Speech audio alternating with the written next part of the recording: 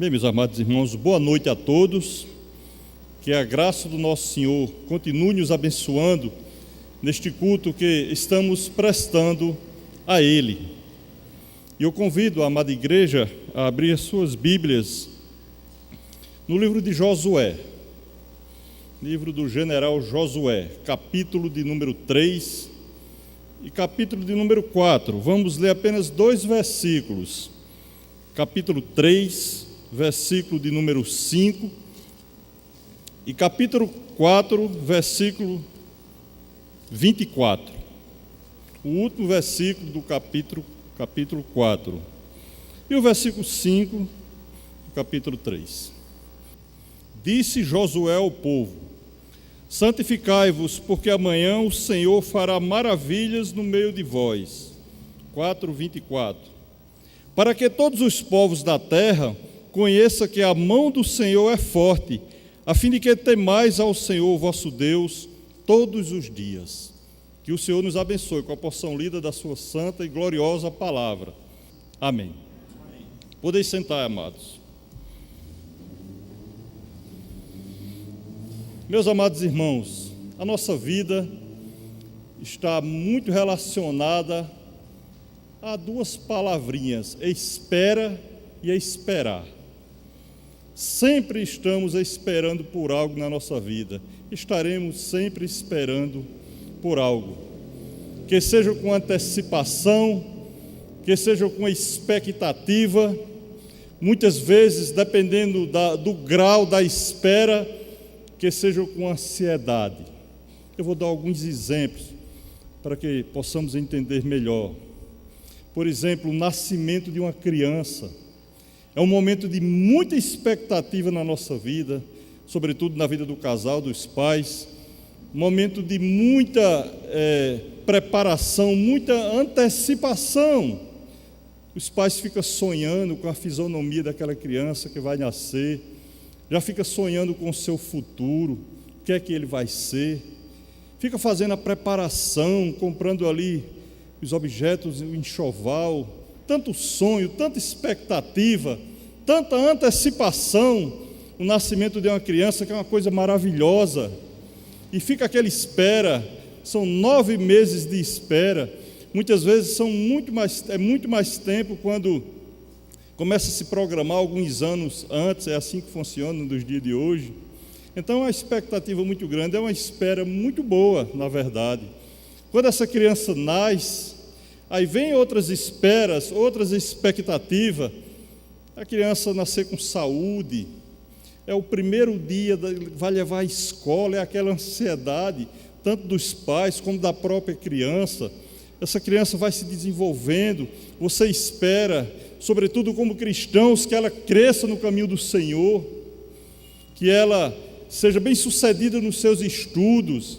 Aí vem ali um vestibular, aquela ansiedade, aquela antecipação, aquela preparação, aquele estudo para ser aprovado no vestibular. Vem o primeiro concurso, vem o primeiro emprego. Tudo isso gera uma espera na nossa vida. Dá muito trabalho, tem muito trabalho. Eu sou pai de jovens e sei a trajetória de uma criança até a sua juventude, até se formar. É muito trabalho, é muita expectativa, mas tem momentos agradáveis. Na verdade, todos os momentos praticamente são agradáveis na criação do filho, até chegar àquela expectativa do casamento. O jovem começa a se relacionar, namorar, noivar, se casar, é outra espera. Aí já passa a espera dos noivos, dos pais, da família também que acompanha, aquela expectativa. E sempre a nossa vida está relacionada à espera, a esperar. Agora, imagine você, o povo de Israel, esperar 40 anos para entrar na terra prometida. Não foi um mar de rosas, como falamos da nossa espera, a nossa vida cotidiana. Não foi um mar de rosa. 40 anos de muita dificuldade. Teve momentos agradáveis, é claro, porque estava sempre com a presença do Senhor, o Senhor sempre estava na frente daquele povo.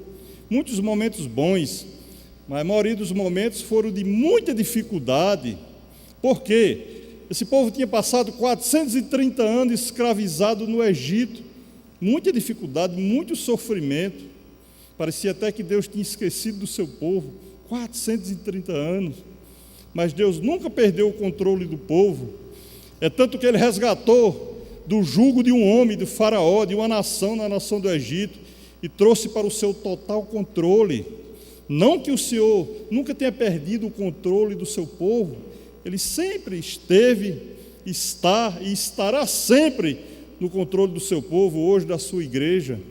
Mas o Senhor resgatou aquele povo do jugo de faraó, trouxe para as suas santas mãos. Aí veio aquela trajetória no deserto, 40 anos de dificuldade, não faltou o maná, não faltou a água, Deus sempre providenciou o mantimento, aliviou o sol, aliviou a friagem de madrugada, a frieza, mas com muita dificuldade. Aquele povo também passou fome, passou sede, passou frio, calor no deserto. Esse povo já havia também passado uma experiência parecida com essa experiência que está aqui em Josué capítulo 3, que aqui trata da travessia do Rio Jordão, capítulo 3, capítulo 4.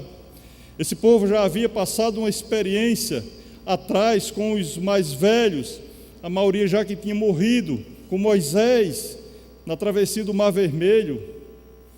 E foi uma dificuldade muito grande até chegar aqui à terra prometida, até chegar à margem do Rio Jordão, para atravessar o Rio Jordão e entrar na Palestina, na terra de Canaã, na terra prometida.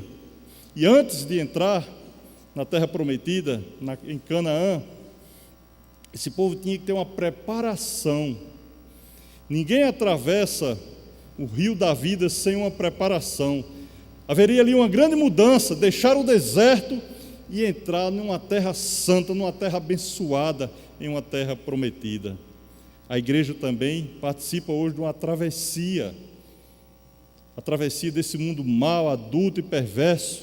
E louvado seja Deus, Ele tem nos preparado todos os dias com a sua palavra para fazermos essa travessia, para um dia estarmos na glória, na nova Canaã, na cidade celestial. E assim esse povo chegou aqui na margem do Rio Jordão. Vamos tratar desse texto, vamos mergulhar aqui nesse texto, e o tema que queremos tratar é Deus na travessia do seu povo. Deus na travessia do seu povo. O primeiro ponto que iremos tratar é a direção de Deus. A direção de Deus, com o objetivo, irmãos, de cada vez mais nos prepararmos para essa travessia, para essa vida maravilhosa de cristãos que Deus nos deu, de trabalharmos dia após dia, nos santificarmos, como falou Josué, para atravessar, juntamente com o grande líder, com o nosso grande general hoje, que é Cristo Jesus Todo-Poderoso. Vamos observar aqui entre o versículo 1 ao versículo 4, do capítulo 3 de Josué, Deus na travessia do seu povo. Levantou-se, pois, Josué de madrugada, e tendo ele todos os filhos de Israel partido de Sitim, vieram até o Jordão e pousaram ali antes que passassem. Sucedeu ao fim de 3 dias que os oficiais passaram pelo meio do arraial e ordenaram ao povo dizendo: quando virdes a arca da aliança do Senhor, vosso Deus, e que os levitas, sacerdotes, a levam, partirei vós também do vosso lugar e a seguireis. Contudo, haja a distância de cerca de 2.000 côvados entre vós e ela. Não vos chegueis a ela para que conheçais o caminho pelo qual haveis de ir, visto que por tal caminho nunca passaste antes. Meus amados irmãos, como eu falei na parte introdutória, teria que ter uma preparação, e foram 3 dias de preparação. E eu me alegrei logo, estudando, lendo esses primeiros versículos, sobretudo aqui no versículo de número 2, quando a palavra de Deus diz: sucedeu ao fim de 3 dias, que os oficiais passaram pelo meio do arraial. Deus dá um ofício aqui aos oficiais, que coisa boa. Eu, como oficial, certamente os irmãos oficiais se alegram observando um texto desse, porque no versículo 3 ele diz: ordenaram ao povo quem? Os oficiais, ordenaram ao povo, dizendo: quando virdes a arca da aliança do Senhor vosso Deus, e que os levitas sacerdotes a levam, partireis vós também do vosso lugar e a seguireis. O Senhor dá um ofício aqui aos oficiais: induzir, incentivar, preparar o povo para seguir o Senhor. Será que existe uma coisa mais maravilhosa na nossa vida? Ser um seguidor do Senhor, ser um seguidor de Cristo Jesus. Então, esse é um ofício que me alegra fazer, sim, sobretudo quando falamos da palavra de Deus, que ela é um seguimento para que possamos alcançar esse reino celestial tão maravilhoso, que almejamos tanto a cada dia. E o Senhor dá esse ofício aos oficiais, mas antes Ele mostra que precisa seguir a arca da aliança. A arca era um baú revestido de ouro, um baú medindo 120 centímetros, 60 por 60, que carregava ali a lei do Senhor, simbolizava o Evangelho, carregava a lei do Senhor, onde todos irão ser julgados perante a lei, conforme está lá em Romanos. O apóstolo Paulo fala em Romanos, capítulo 2, do versículo 12 a 16, todos serão julgados perante a lei. Ela transportava o Evangelho, a lei do Senhor, mas não era só um simbolismo, como falamos, uma arca de madeira revestida a ouro, tinha também a tampa do propiciatório, aspergida com o sangue do Cordeiro, que está em Hebreus, capítulo de número 9, mas ali estava realmente a presença do Senhor. A presença do Senhor estava estabelecida naquela arca. Não era só um simbolismo, não era só um caixote, um caixão de madeira, era a presença do Senhor. Veja no capítulo 4, versículo de número 11, o que é que diz?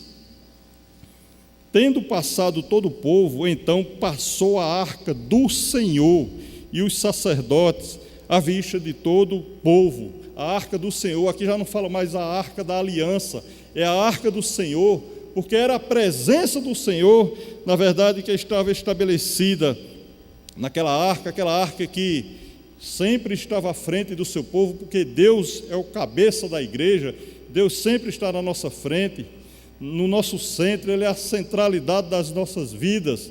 Mas aquela arca também era levada para as batalhas, porque quando o Senhor não ia com aquele povo perdia as batalhas, sempre estava nas batalhas a arca do Senhor.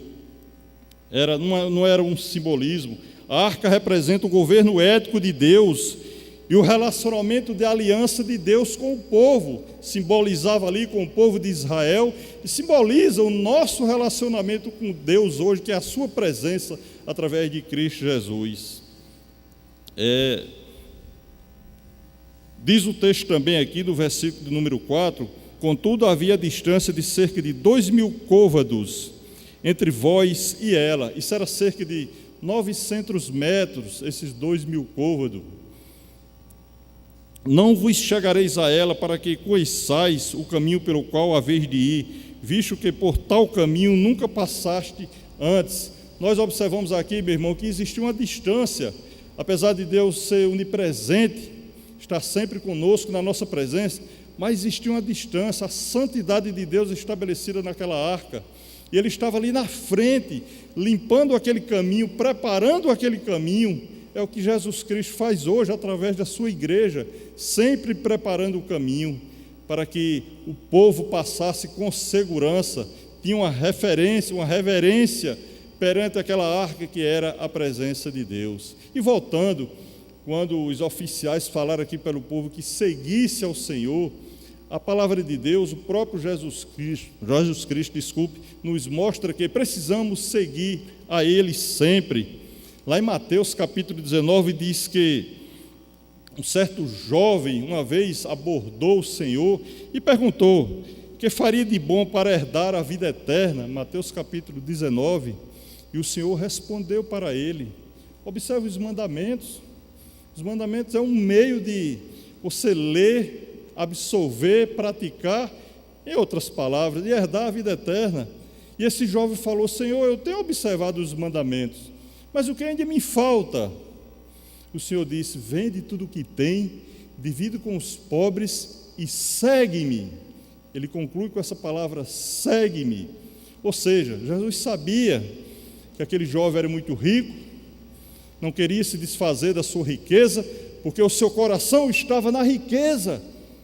E Jesus Cristo quis mostrar para aquele rapaz que ele era muito mais importante, infinitamente mais importante do que as suas riquezas. Eu sempre observo a irmã Maria, no cultos de oração, ela sempre chega com a frase: quem tem Jesus tem tudo, quem não tem Jesus não tem nada. É uma realidade. Esse jovem tinha tudo, era rico, mas não tinha nada porque não tinha a presença de Jesus na sua vida. E Jesus falou para ele: segue-me. Não que Jesus queria que ele ficasse pobre, miserável, sem nada, já que ele tinha muitos bens, mas o sentido ali era seguir a Jesus. Esse deve ser o grande relacionamento da igreja nos dias de hoje, seguir ao Senhor. De vez em quando estamos nos esquecendo de seguir a Jesus. Por exemplo, agora no mês de janeiro eu tenho percebido que a gente conhece todos os irmãos, tem irmão muito ausente da igreja, tem irmãos que no mês de janeiro ainda não pisaram aqui na igreja. Como é que está o segmento desse irmão? Como é que está trabalhando a sua espiritualidade sem seguir ao Senhor, sem vir buscar ao Senhor, sem se espiritualizar, sem adorar o Senhor? É difícil a gente compreender, mas estamos sempre orando para que os irmãos retornem à sua comunhão para com Cristo. Louvado seja o nome do Senhor. Mas não só isso, Jesus também, lá em Mateus capítulo 16, falou para os discípulos. Então disse Jesus aos seus discípulos: se alguém quer vir até mim, a si mesmo se negue, tome a sua cruz e siga-me. Ele foi enfático nessa palavra seguir, porque naquela época os malfeitores, os criminosos, eram julgados pelo Império Romano, e a morte era de crucificação, morte de cruz. E os assassinos levavam a sua própria cruz até o lugar de crucificação. Eles carregavam o seu instrumento de morte. E Jesus se apresenta como vida. Pegue a sua cruz, tome a sua cruz e siga-me. Por quê? Porque a cruz de Cristo hoje, através da sua expiação, através da redenção, através do seu sangue derramado na cruz, a cruz hoje para mim, para você, para a igreja, significa perdão, amor, graça, misericórdia, refrigério. Muitas vezes a gente escuta, eu já escutei alguma vez alguém dizer: esse meu filho é uma cruz que eu carrego. Não, meu irmão, minha irmã, seu filho é uma bênção. Ore a Deus por ele. Seu filho não é uma cruz, é uma bênção. Sua filha é uma bênção. Você não está carregando a cruz, você está tendo o privilégio de ter um presente de Deus, que é o seu filho e sua filha. Às vezes a mulher diz: meu marido é uma cruz que eu carrego, ou vice-versa. Não, diga para o Senhor que seu marido, que sua esposa é uma bênção de Deus, não é uma cruz que você está carregando. Cruz é sinônimo de perdão, de amor, de graça, de misericórdia, seguindo ao Senhor Todo-Poderoso, a Cristo Jesus, que Ele derramou seu sangue, expiou, para que pudéssemos alcançar esse perdão, essa graça, essa misericórdia. Portanto, Deus estava ali em todos os sentidos na travessia desse povo. Segundo ponto, consagração. Foi o texto que lemos, versículo 5, mas também vamos ler o versículo de número 6. Versículos 5 e 6 diz o seguinte, vou repetir: disse Josué ao povo: santificai-vos, porque amanhã o Senhor fará maravilha no meio de vós. E também falou aos sacerdotes, dizendo: levantai a arca da aliança e passai adiante do povo. Levantaram, pois, a arca da aliança e foram andando adiante do povo. Então Josué foi instruiu o povo a consagrar, destacando o fator santidade. Sem santidade não vamos chegar a lugar nenhum. Aquele povo não teria nenhuma possibilidade de atravessar aquele rio Jordão, que ele estava bombando, estava na época do inverno, era o mês de Nissan, chegaram ali no dia 10 do mês de Nissan, que é o nosso mês de abril, período de inverno, o rio estava transbordando. Por que Jesus, aliás, Deus Todo-Poderoso, escolheu esse momento, aquela época que o rio estava na cega, estava transbordando? Ele poderia ter escolhido outro tempo, que o rio estava seco, para passar com facilidade, que ali ia idosos, crianças, pessoas que não sabiam nadar, animais, as casas, as tendas carregadas na cabeça, os objetos, utensílios.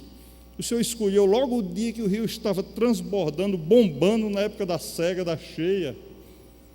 É porque o Senhor quis mostrar àquele povo, nos mostra através da sua palavra, que nós só vamos atravessar com dificuldade, meus irmãos. Deus não prometeu, o Senhor Jesus também não prometeu nada fácil para o cristão. A gente vê os cristãos com um pouquinho de dificuldade, quer botar o pé fora, quer correr da obra. Eu não estou aqui fazendo julgamento a ninguém, estou falando o que está estabelecido na palavra. Com pouca dificuldade, muitas vezes a gente esfria a fé, deixa de vir para a igreja, fica sem vontade de orar, sem vontade de adorar, sem ter alegria de vir à casa do Senhor, como fala Davi no Salmo 122, a irmã Islene citou hoje pela manhã. Então, aquele povo precisava de santificação. Sem santificação ninguém verá o Senhor. Jesus Cristo falou em João 17:17, santifica-o na verdade, a tua palavra é a verdade. Então precisamos de santificação. Santificação não é um plus de repente para a nossa vida, não.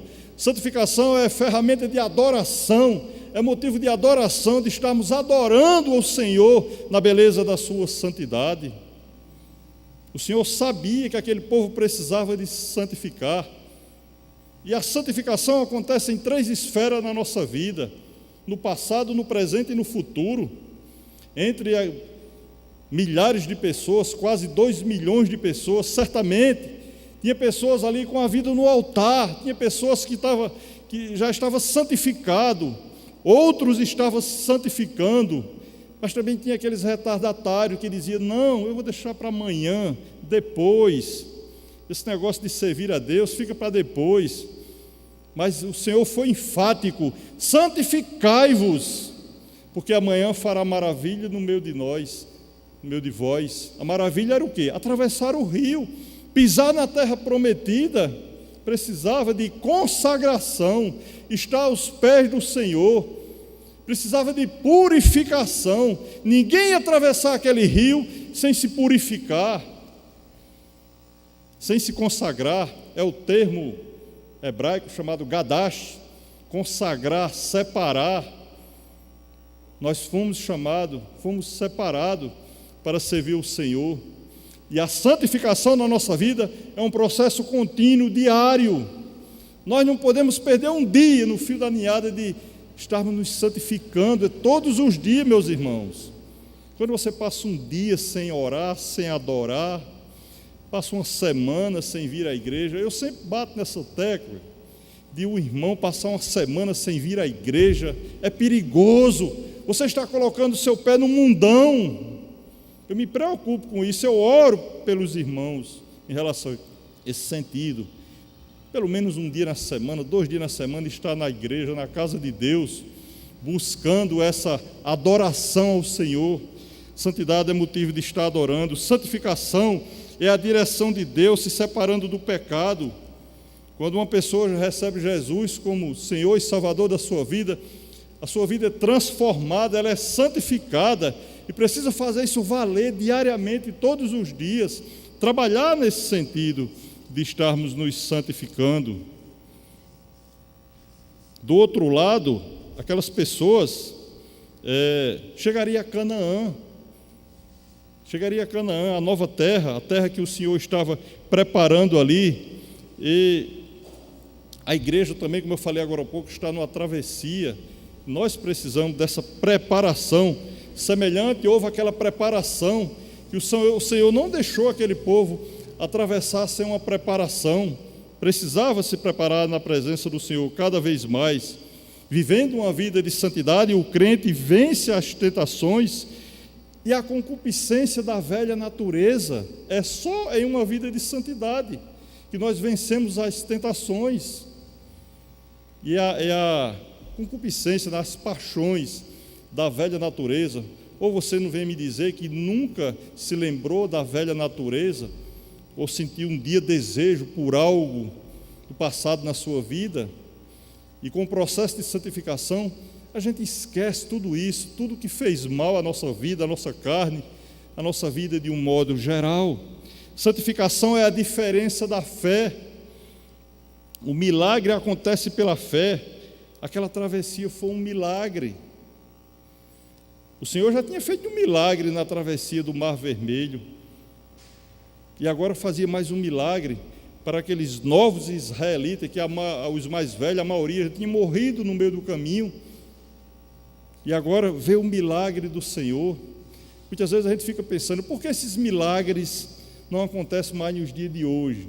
E o Senhor está esbarrando um rio, fechando um rio, abrindo o mar novamente. Não precisa, que Ele já deixou estampado aqui na sua palavra, que Ele fez o milagre. Está aqui um memorial que vamos falar no final. Outros milagres acontecem na nossa vida, dia após dia, mas o milagre só acontece através da fé. A travessia foi um milagre. A ordem de Deus era de ser santo. Sejam santos, porque vocês são meus, porque vocês carregam de mim. Olha que responsabilidade. Você carrega do Senhor, carrega o sangue derramado que Ele derramou, carrega o seu trabalhar, sua dedicação nas nossas vidas. Sejam santos porque eu sou santo. Nós somos imitadores de Cristo, por isso precisamos nos santificar cada dia mais. É a única forma de agradar ao Senhor, é ser santo, buscar a santidade. Sem santidade você não louva, não cultua. Pode até louvar e cultuar a Deus, mas o louvor e o culto, a adoração, sem santidade não chega no trono da graça. Às vezes a gente louva ao Senhor, mas com desânimo, sem colocar a vida do altar, sem a verdadeira adoração. Canta, louva por louvar, por cantar, porque tem aquela obrigação de cantar. Não precisa ser em forma de adoração. Portanto, aquele povo precisava dessa maravilhosa ferramenta que era a santidade, se santificar. O milagre foi para a glória de Deus, para que todos que Deus estava, aquelas pessoas compreendessem que Deus estava movimentando os seus passos. Você não observa, não compreende que Cristo movimenta seus passos dia após dia? Tudo que acontece na nossa vida é com a permissão do Senhor. Só damos um passo com a permissão do Senhor, e graças a Deus por isso. Já imaginou se estivéssemos dando passos sem a permissão de Deus, sem a orientação de Deus, sem a direção de Deus? Ele controla a nossa vida.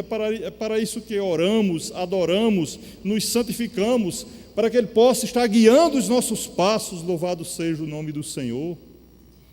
Terceiro ponto, a recompensa de Deus. Deus é maravilhoso, você sabe disso. Deus é amor, também é justiça. Ele sempre está recompensando a quem busca santidade, quem está adorando, quem está se jogando aos seus pés. Principalmente aquele que obedece a Ele, Ele recompensa. Versículos 7 e 8 do capítulo 3. Então disse o Senhor a Josué: hoje começarei a engrandecer-te perante os olhos de todo Israel, para que saiba que como fui com Moisés, assim serei contigo. Deus já havia engrandecido Moisés em estar na frente daquele povo, tinha recompensado Moisés, melhor dizendo, estar na frente daquele povo, recompensado em abrir o Mar Vermelho. Não foi Moisés que abriu o Mar Vermelho, foi Moisés com aquele cajado, foi Deus Todo-Poderoso. Toda honra e toda glória para Ele. Deus já havia recompensado a fidelidade de Moisés. Agora, Josué, o seguidor de Moisés, que aprendeu com Moisés, foi aluno, foi recruta de Moisés, desde criança, Josué estava ao lado de Moisés.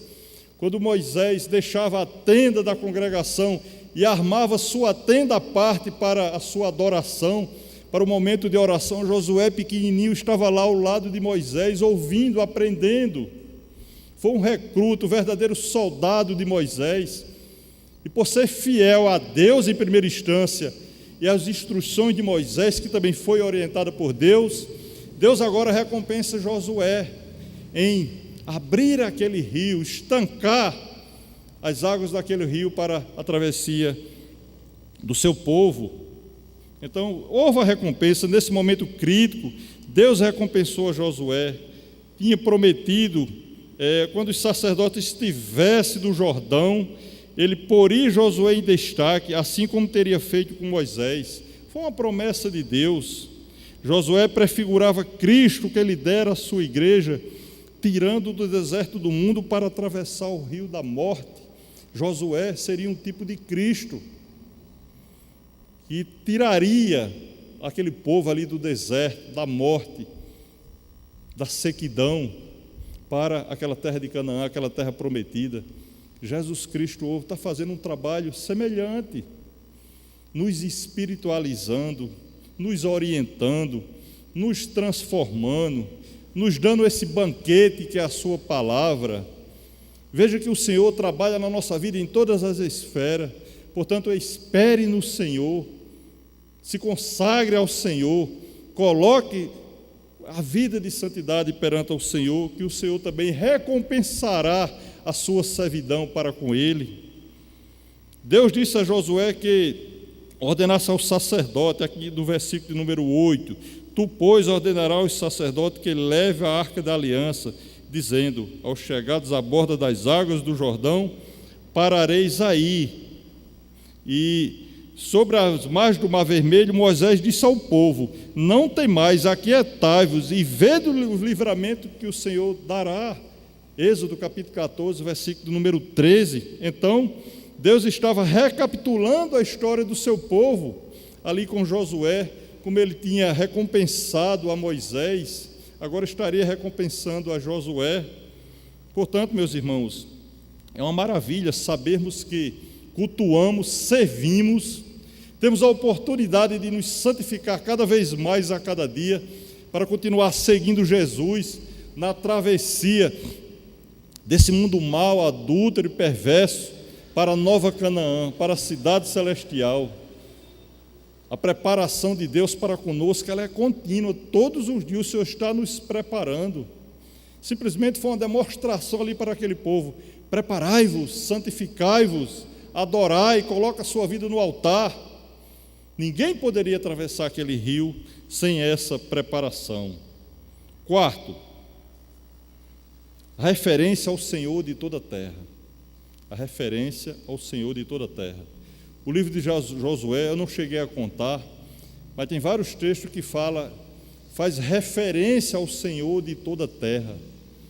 Principalmente aqui entre o versículo 9 ao 17, faz a referência ao Senhor de toda a terra.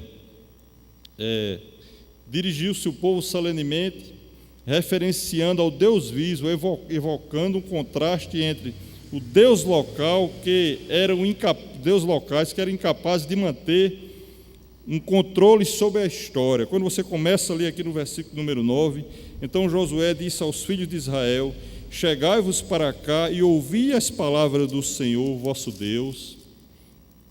E disse mais Josué, nisto conhecereis que Deus vive está no meio de vós, e que todo lançará diante de vós os cananeus, os heteus, os heveus, os fariseus, os gigaseus, os amorreus e os jebuseus. Estava fazendo aqui uma referência ao Deus de toda a terra, e só Ele era capaz de fazer esse milagre, só Ele era capaz de transportar aquele povo e ficar marcado na história daquele povo. Uma referência a esses deuses, falou aqui dessas 7 nações, fez uma referência que Deus é o Todo-Poderoso, e não esses deuses que cada nação dessas 7 nações cultuava a um Deus diferente, a um Deus com letra minúscula. Baales, Astarotes, todo tipo de deuses que não edificava nada. e Josué faz uma referência ao Deus de toda a terra, e disse mais no versículo número 11: eis que a arca da aliança do Senhor de toda a terra passa o Jordão diante de vós. Tomai, pois, agora 12 homens das tribos de Israel, um de cada tribo, porque há de acontecer que assim que as plantas dos pés do sacerdote que leva a arca do Senhor, o Senhor de toda a terra, pouse nas águas do Jordão, serão elas cortadas, a saber, as que vêm de cima se amontoarão. Nós temos aqui um ensinamento muito grande, irmãos. Deus usou tão somente a planta do pé dos sacerdotes, o Deus, Senhor de toda a terra. Ele não precisou usar as mãos dos sacerdotes, não precisou usar o coração, nem outro trabalho, usou apenas a planta dos pés dos sacerdotes, para que quando tocasse naquelas águas se abrissem. Como seria que estava a planta dos pés daqueles sacerdotes? O calçado eu sei que não se envelheceu, mas os pés daqueles homens certamente estavam feridos, inchados, 40 anos andando no deserto. Aqueles homens estavam com os pés, o tanto quanto, estragados. Deus usou apenas a planta dos pés dos sacerdotes. Hoje nós não temos sacerdote. Sacerdote, na verdade, somos todos nós, mas nós temos ministros. Não subestime o ministro. Nós temos os pastores, nós temos os oficiais. Não subestime nenhum. Saiba que Deus usou a planta do pé dos sacerdotes. Deus pode usar qualquer um ministro seu hoje para lhe abençoar, que seja com a visita, que seja com a oração, que seja de qualquer forma, de qualquer necessidade que você precise. Ele usou apenas a planta dos pés do sacerdote. Esse é o Deus de toda a terra, que nos fortalece a cada dia. O Senhor de toda a terra diz aqui ainda no versículo número 13: pouse nas águas do Jordão, serão elas cortadas, a saber, as que vêm de cima se amontoarão. Essas águas se amontoaram a mais ou menos 20 quilômetros. O povo não teve nem medo de passar neste rio, a água não estava perto. Eles não se assustaram com o volume, com a quantidade daquela água. As águas se amontoaram a uma distância grande. 27 côvados, 1000 côvados, coisa assim, dá 20 quilômetros. Portanto, aquele povo não se assustou, desde que colocou sua vida no altar, desde que observou a santidade dada por Deus, adquiriu, absorveu a santidade, ultrapassou aquele rio ali sem medo. Versículo 14: tendo partido o povo das suas tendas para passar o Jordão, levando os sacerdotes a arca da aliança diante do povo, e quando os que levavam a arca chegaram até o Jordão, e os seus pés se molharam na borda das águas, porque o Jordão transbordava sobre todas as suas ribanceiras todos os dias da cega. Pararam-se as águas que vinham de cima, levantando-se num montão muito longe da cidade de Adã, que fica ao lado de Sartã, e as que desciam ao mar de Arabá, que é o mar salgado, foram de toda cortadas. Então passou o povo de fronte de Jericó. Nós observamos aqui a maravilha do Senhor, desse texto, referência ao Senhor de toda a terra, que todo mérito, toda honra, toda glória foi dada ali a Deus. Ele engrandeceu, sim, ele recompensou Josué, mas todo o trabalho ali foi feito por Deus. O que aconteceu naquele rio Jordão foi a mão de Deus. Nós estudando, pesquisando sobre um homem chamado George Miller, o pastor Rubens já falou dele aqui. George Miller, chamado de Miller dos orfanatos, porque Miller passou 40 anos, George Miller passou 40 anos dirigindo orfanatos, 40 anos, alguma semelhança, né, com 40 anos do povo no deserto para chegar na terra prometida. Esse homem era um homem de oração, muita oração. As suas orações eram respondidas. Esse homem não tinha recurso, não tinha condição de conduzir esse orfanato financeiramente falando, mas ele trabalhava muito, fazia a obra de Deus e orava muito. Nunca precisou pedir nada a ninguém, mas também nunca faltou o mantimento nos orfanatos. Mas de quem era a honra, a glória, o mérito? Era de Mília dos orfanatos? Não, era de Deus de Mília dos orfanatos. Era o Deus Todo-Poderoso. Repito, Mília fazia sua obra. Nós precisamos, com afinco, com muita determinação, com afinidade, fazer a obra do Senhor. Tudo que chegar nas suas mãos, que venha do Senhor para fazer, faça com alegria, que Deus há de recompensar, como recompensou Josué, como recompensou Moisés. Então, o trabalho aqui foi feito por Deus, louvado seja o nome do Senhor. As águas ficaram represadas 27 quilômetros, de 20 a 27 quilômetros, rio acima. Desse modo, uma longa faixa do leito do rio, de mais de 30 quilômetros, ficou exposta para a nação atravessar rapidamente. É interessante, né? Se o rio tivesse sido aberto pouco espaço, não teria condição daquele povo passar, porque ali teria quase 2 milhões de pessoas. Não teria possibilidade de passar nenhuma fila indiana, um atrás do outro. Não, teria que passar em bloco, que era muita gente. Portanto, foi aberto um grande espaço, de 20 a 27 quilômetros, para aquele povo passar. Que Deus misericordioso, porque era muita água, o Rio Jordão transbordando. Ele é semelhante ao Rio São Francisco, aqui no Brasil, ao Rio Tietê, ao Rio Nilo, lá no Egito. É um grande rio, tem um porte muito grande. Então precisou Deus abrir um grande espaço. Você já percebeu que Deus tem aberto um grande espaço na sua vida para servir a Ele, para se santificar? Você tem uma igreja estabelecida, criada pelo Senhor. Você tem um pastor conduzindo esse rebanho. Você tem oficiais servindo na igreja. Tem os departamentos funcionando. Nós precisamos nos dedicar mais. Deus tem aberto muito espaço para que possamos servir a Ele, nos santificar, adorá-lo na beleza da sua santidade. E um versículo que chamou muito a minha atenção, esse último versículo do capítulo 3, versículo 17. Porém, os sacerdotes que levavam a arca da aliança do Senhor pararam firmes no meio do Jordão, e todo Israel passou a pé enxuto atravessando o Jordão. Os sacerdotes levaram a arca da aliança do Senhor, pararam firme no meio, no leito do Jordão. Quem ficou lá no meio do Jordão, no meio do rio? Deus. Olha a segurança que Deus estava dando ali ao povo. Ele se colocou como centro, como centralidade. Ele é o cabeça, ao mesmo tempo a centralidade das nossas vidas.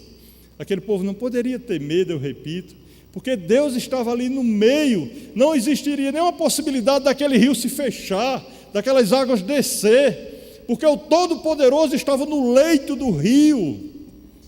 O que acontece hoje, meu irmão, minha irmã?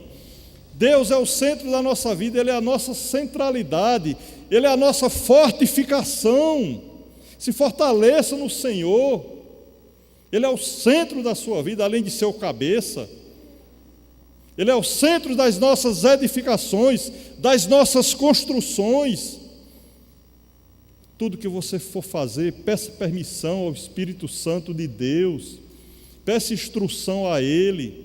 Como é bom tudo que a gente fizer na nossa vida, pedir permissão, pedir orientação do Espírito Santo, e mais depois agradecer. Nunca esqueça de estar agradecendo o trabalho de Deus na sua vida, a centralidade que Ele é, a segurança que Ele nos passa. Hoje, Cristo Jesus, além de ser o cabeça da igreja, Ele também é a centralidade da igreja. Ele nos dá segurança. O Senhor Jesus hoje, eu poderia repetir aqui a palavra de Josué: santificai-vos, que amanhã o Senhor fará maravilha no meio de vós, no nosso meio, louvado seja Deus. Ou você não acredita que amanhã maravilhas podem acontecer na sua vida, com a presença de Jesus, com a santificação que Ele nos oferece? E nós sabemos que a grande maravilha vai ser um dia estar com Ele, lá na terra de Canaã, Nova Canaã, na cidade celestial. Então, santificai-vos, aproveite a centralidade de Deus na sua vida, na nossa vida. Busque enquanto se pode achar, diz o profeta Isaías, buscar enquanto se pode achar. Ele nunca fechou os braços para mim, para você, para ninguém. Então somente adorai-vos, buscai-vos e santificai-vos, separai-vos, preparai-vos. Eu gostaria de concluir no capítulo 4, lendo alguns versículos aqui e fazendo algumas aplicações no versículo do capítulo 4. Vamos ler a partir do verso 1, capítulo 4. Tendo, pois, todo o povo passado o Jordão, falou o Senhor a Josué, dizendo: tomai o povo 12 homens, um de cada tribo, e ordenai-lhes, dizendo: daqui do meio do Jordão, do lugar onde parados pousaram os sacerdotes os pés, tomai 12 pedras e levai-as convosco, e depositai-as no alojamento em que haveis de passar esta noite.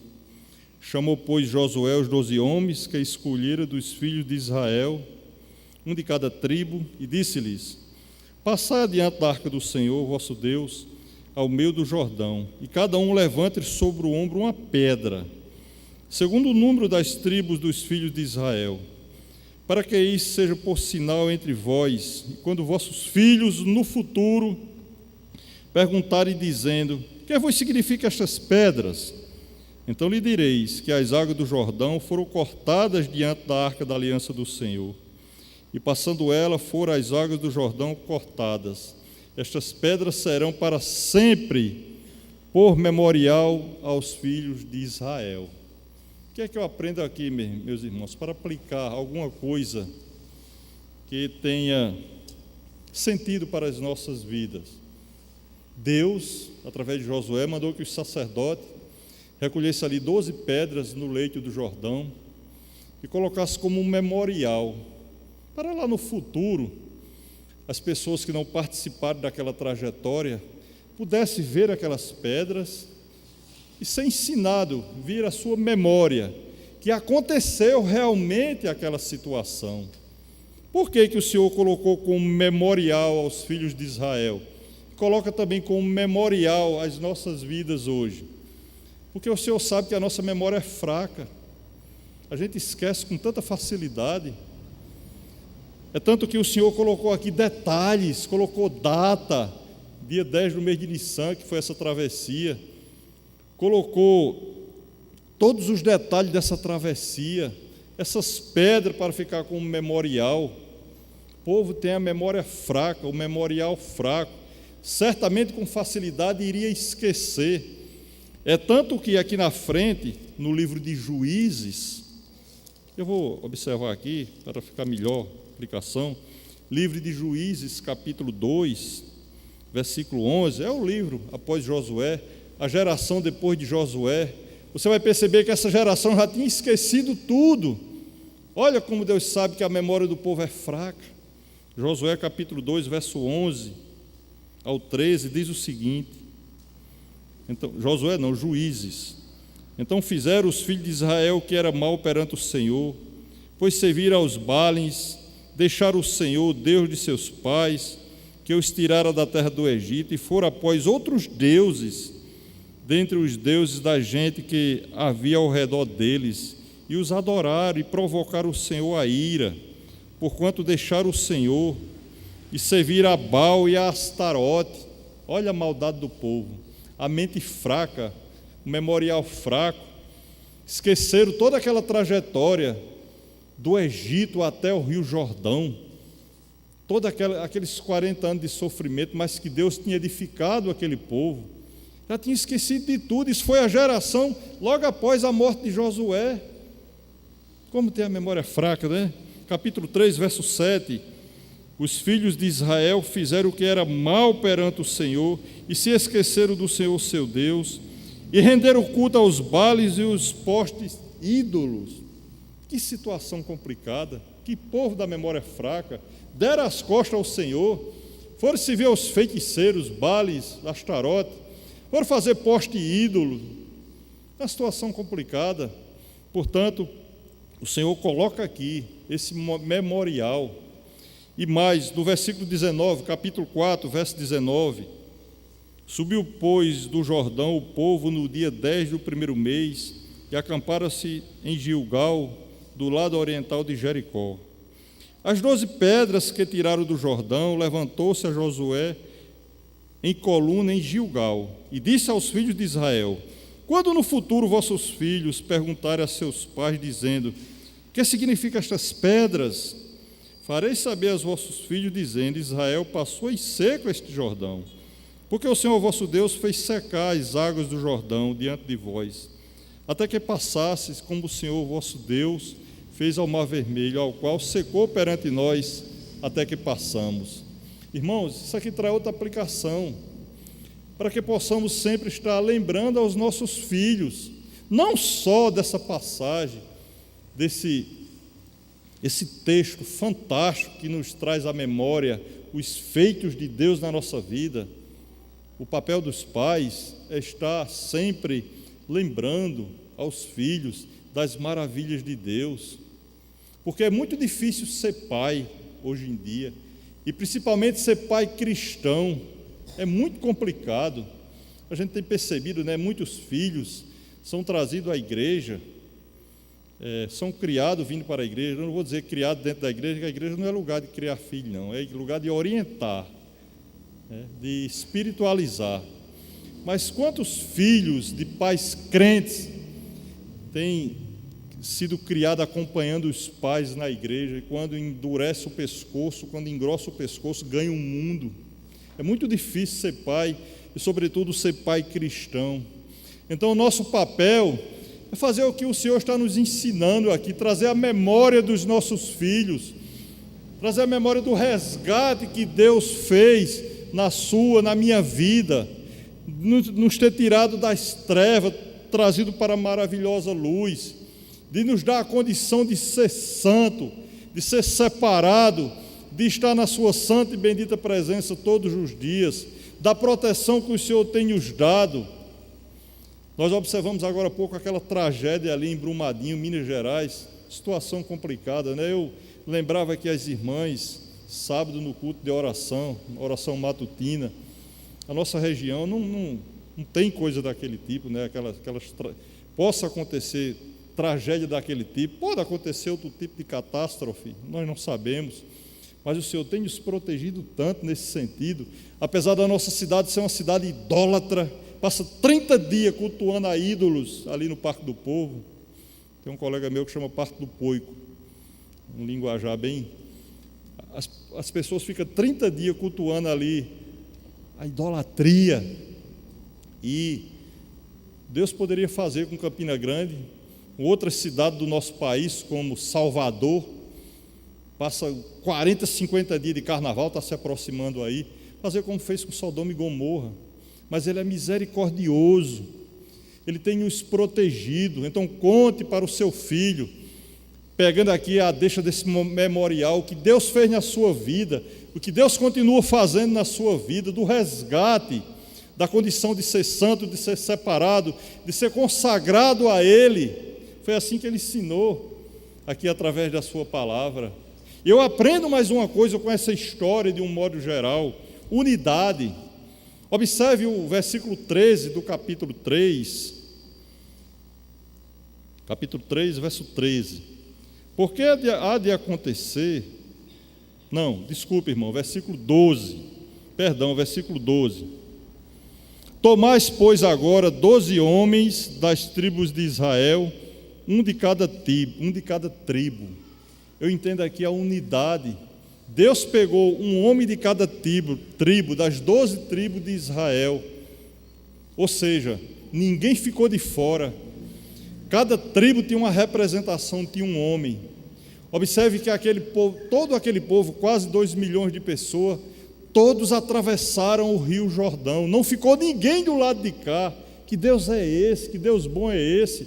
Claro que naquele meio tinha pessoas idólatras, pessoas que não tinham reverência ao Senhor, mas Ele deu a ordem de santificação, o povo se santificaram, Ele deu a recompensa da travessia do Rio Jordão, e ninguém ficou de fora, ninguém ficou do lado de cá do rio. E nós? Será que realmente estamos preparados, consagrados, santificados, para quando Jesus vir buscar a sua igreja, que ele vai vir buscar, ele vem praticar a sua segunda vinda. Vários textos da Bíblia, Tessalonicenses capítulo 2, Apocalipse capítulo 20, vários textos da palavra de Deus, João, Evangelho de João, fala da segunda vinda de Cristo. Será que quando Cristo vir buscar a sua igreja, para participarmos dessa nova travessia, você vai estar preparado, vai estar santificado, consagrado, vai realmente atravessar ou vai ficar do lado de cá?